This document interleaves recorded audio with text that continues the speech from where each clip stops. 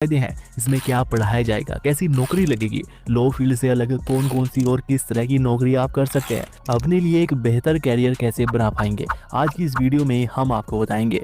तो सबसे पहले तो एलएलबी और बीए एलएलबी के कन्फ्यूजन को दूर कर लीजिए। देखो, यहाँ पर ध्यान देने वाली बात यह है कि एलएलबी भले ही 3 साल का कोर्स रहता है, लेकिन आप 12th के बाद डायरेक्ट एलएलबी नहीं कर सकते। इसके लिए आपको पहले ग्रेजुएशन करनी पड़ेगी, उसके बाद आप एलएलबी कर सकते हैं। यानी 3 साल की ग्रेजुएशन और 3 साल की एलएलबी, टोटल 6 साल का यह कोर्स आपका पड़ेगा। लेकिन 12th के बाद आप डायरेक्ट बीए एलएलबी कर सकते हो, जो कि एक इंटीग्रेटेड कोर्स रहता है और मात्र 5 साल का यह कोर्स है। इसमें खर्चा भी कम आता है। बाकी आप इस तरह से एलएलबी करते हैं या इस प्रोसेस से बीए एलएलबी करते हैं, तो दोनों में कोई अंतर नहीं है, दोनों में जॉब अपॉर्चुनिटीज सेम ही रहती है। बाकी बीए एलएलबी करने के लिए आपका 12th पास होना ज़रूरी होता है, फिर चाहे 12th आपने किसी भी स्ट्रीम से की हो, लेकिन हाँ 12th में आपके 45 से 50% नंबर आने ही चाहिए, तभी आप इसके लिए एंट्रेंस एग्जाम दे पाएंगे। अब इसके लिए एंट्रेंस एग्जाम कौन कौन से लिए जाते हैं ये जानिए। तो इसमें CLAT entrance exam, AILET entrance exam, CUET entrance exam, LSAT entrance exam, SLAT entrance exam, DULLB entrance test, BHUUET entrance test. तो ये इस तरह के एंट्रेंस एग्जाम है। अब इन एंट्रेंस एग्जाम के बारे में भी आप थोड़ा जान लीजिए, जिससे कि आपको पता हो कि आखिर आपको इनमें से कौन सा एंट्रेंस एग्जाम देना चाहिए। CLAT common law admission test, जिसके अंतर्गत लगभग 27 सरकारी नेशनल लेवल यूनिवर्सिटीज आती है। यानी इस एग्जाम को क्लियर करने के बाद इन 27 सरकारी यूनिवर्सिटीज में आप एडमिशन ले सकते हैं, आपको एडमिशन मिलता है।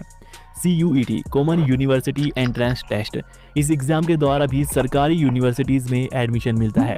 AILET all India law entrance test, जिसके बाद नेशनल लॉ यूनिवर्सिटीज दिल्ली में एडमिशन मिलता है, लेकिन हाँ इसमें सिर्फ लिमिटेड ही सीट होती है। उसके बाद LSAT law school admission test, अगर आपको दूसरे देश में जाकर लॉ की डिग्री करनी है तो ये LSAT एंट्रेंस एग्जाम आपको देना पड़ेगा।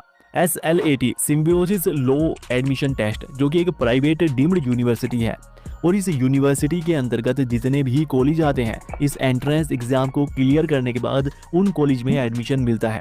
इसके अलावा अगर आपको दिल्ली यूनिवर्सिटी से ये कोर्स करना है तो DULLB का एंट्रेंस एग्जाम देना पड़ेगा। बनारस हिंदू यूनिवर्सिटी से आप करना चाहते हैं तो आपको BHUUET का एंट्रेंस एग्जाम देना पड़ेगा। और अलीगढ़ मुस्लिम यूनिवर्सिटी से आप BA LLB का कोर्स करना चाहते हैं तो आपको AMU एंट्रेंस एग्जाम देना पड़ेगा। बाकी कुछ राज्य अपने लिए अलग से भी इसके एंट्रेंस एग्जाम कंडक्ट करते हैं, जैसे महाराष्ट्र में MHCET एंट्रेंस टेस्ट रहता है।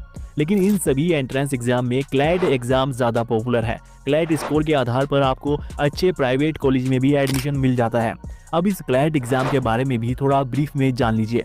देखो, क्लैट एग्जाम भी 2 तरह के होते हैं, क्लैट UG और क्लैट PG।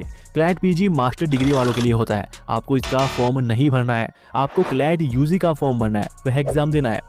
इसके लिए मई और जून के महीने में फॉर्म निकलते हैं। इसमें English language, current affair, legal reasoning, logical reasoning, quantitative techniques, इन विषयों से 150 नंबर के 150 प्रश्न पूछे जाते हैं, जिसमें 1/4 नेगेटिव मार्किंग रहती है। इस तरह से यह एग्जाम लिया जाता है। तो आपको क्लैट UG का एंट्रेंस एग्जाम देना है। बाकी आपके राज्य में इसके लिए कौन सा एंट्रेंस एग्जाम लिया जाता है, ये जानने के लिए आप अपने राज्य का नाम हमें नीचे लिखकर कमेंट कीजिए, हम आपको बता देंगे। इसके बाद BA LLB कोर्स 5 साल का रहता है, जिसमें 10 सेमेस्टर होते हैं, और इन सभी सेमेस्टर का सिलेबस आप यहाँ पर देख सकते हो। वीडियो को पॉज करके भी आप इनका स्क्रीनशॉट ले सकते हैं। इन कोर्स की फीस गवर्नमेंट कॉलेज में टोटल 80,000 से 1.5 लाख रुपए के बीच में रहती है, जबकि प्राइवेट कॉलेज में यह फीस 2 लाख या इससे ज्यादा भी जा सकती है। अब BA LLB कंप्लीट करने के बाद आपको स्टेट बार काउंसिल में रजिस्टर करना पड़ेगा, जिसके लिए आपको AIBE नाम का एग्जाम पास करना पड़ता है। इसकी भी एक पूरी प्रक्रिया रहती है। तो जब आप स्टेट बार काउंसिल में रजिस्टर हो जाते हैं तो आप एक वकील के रूप में प्रैक्टिस कर सकते हैं, या फिर APO नाम का एक सरकारी एग्जाम होता है, उसे क्लियर करके आप सरकारी वकील भी बन सकते हैं, या फिर जुडिशियल सर्विस एग्जाम को क्लियर करके डिस्ट्रिक्ट जज, सिविल जज, मजिस्ट्रेट भी बन सकते हैं। इसके अलावा UPSC का एग्जाम क्लियर करके IAS IPS भी आप बन सकते हैं, लेकिन हाँ उसमें मेहनत आपको ज्यादा करनी पड़ेगी। या प्राइवेट जो कंपनी होती है उनके लिए लीगल एडवाइजर, कॉर्पोरेट लॉयर की तरह भी आप काम कर सकते हो, या मीडिया की फील्ड में लेखाकार, रिपोर्टर की तरह आप काम कर सकते हो। और इन सभी के अलावा भी जो भी ग्रेजुएशन लेवल पर सरकारी भर्तियां निकलती है या जो प्राइवेट नौकरियां भी होती है, बैंकिंग, एसएससी, रेलवे, इन सभी नौकरियों के लिए भी आप अप्लाई कर सकते हो। तो इस तरह से बीए एलएलबी के बाद भी ढेरों सारी अपॉर्चुनिटीज है जिनके द्वारा आप अपना एक बेहतरीन कैरियर बना सकते हैं। बाकी दोस्तों, इससे संबंधित अगर कोई भी आपका सवाल है तो नीचे कमेंट कीजिएगा। तो अगर आप बीए एलएलबी कर रहे हो या